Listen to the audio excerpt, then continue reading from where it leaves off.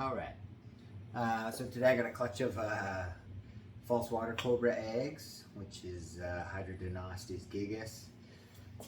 It's a pretty cool little, not really little, but a South American colubrid.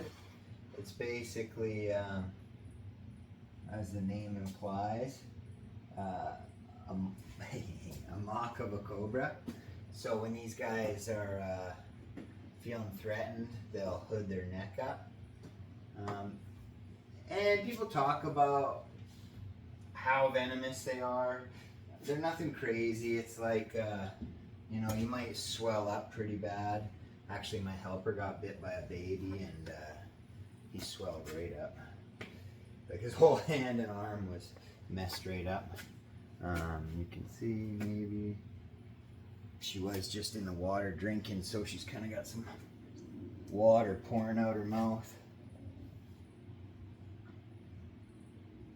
It's very girly.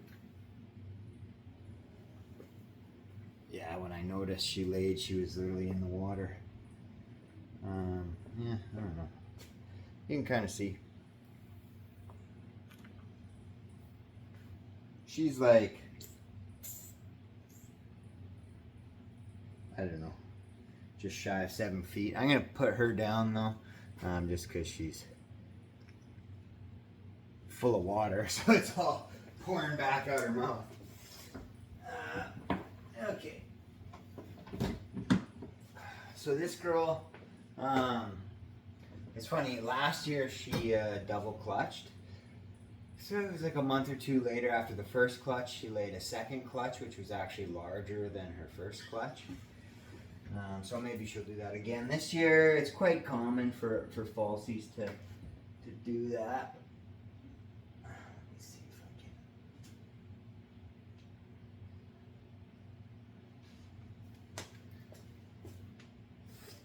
I can. All right, check that out. Nice. Big pile of eggs. These guys have got rather elongated eggs. Extremely food-driven species though, like oh my god. The male, I've got racks along the bottom of all these cages as like a base. And the bins are 4 foot by 2 foot, and they got windows. And that male, anytime you walk by, you're like, what is that thumping noise? And the male is just pacing back and forth trying to get a hold of your feet. Like the food drive on these things is nuts. And then when you feed them, it's like watching a snake eat and fast forward. They just like shuffle the food down. They're a really cool snake. Like, you know, on average, a female will get like 6 to 8 feet. They can get bigger than that. Males I find are like 6 foot. You might get a 7 foot male, but yeah. So what do we got here? 1, 2, 3, 4, 5, 6, 7, 8, 9, 10, 11, 12, 13 eggs. Pretty cool. That would be cool if she had more eggs on her second clutch this time, if she does double clutch, because, you know, more than 13 would be pretty crazy. Her first clutch ever was 18 eggs. Yeah, so I incubate these guys. I incubate these guys in the lizard incubator. So they incubate at 85.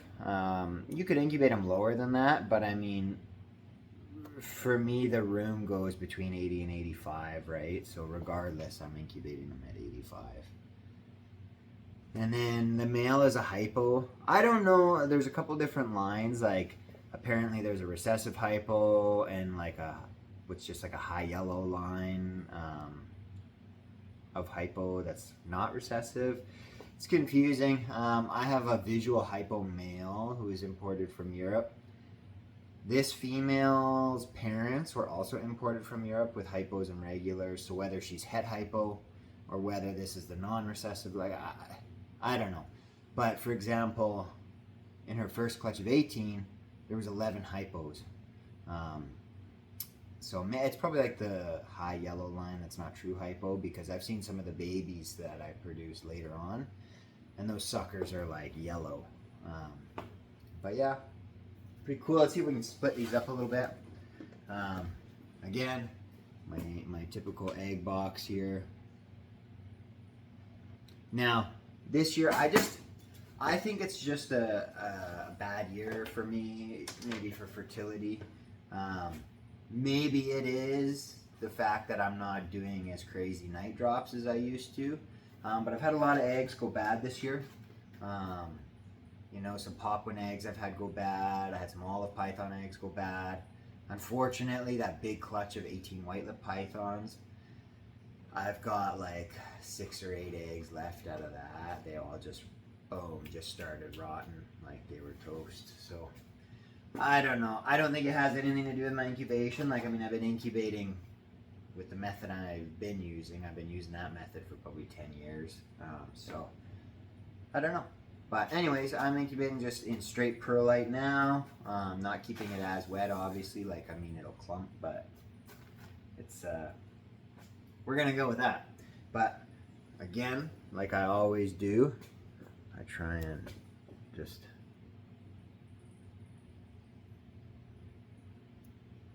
peel it off. Because I don't like to incubate in a clump, because when you get an egg that starts rotting, right? Well, it's stuck and it's just rotting against all the other eggs, right? So, no sense in exposing your eggs. That generally, I'm saying generally, if the egg is good, then, you know, a moldy egg beside it won't really affect it. But sometimes it will. You know, I've had that. So, you know, these are pretty good sized little falsie eggs. Like I keep saying, good size little, or like big little, but let me see, who do we get here?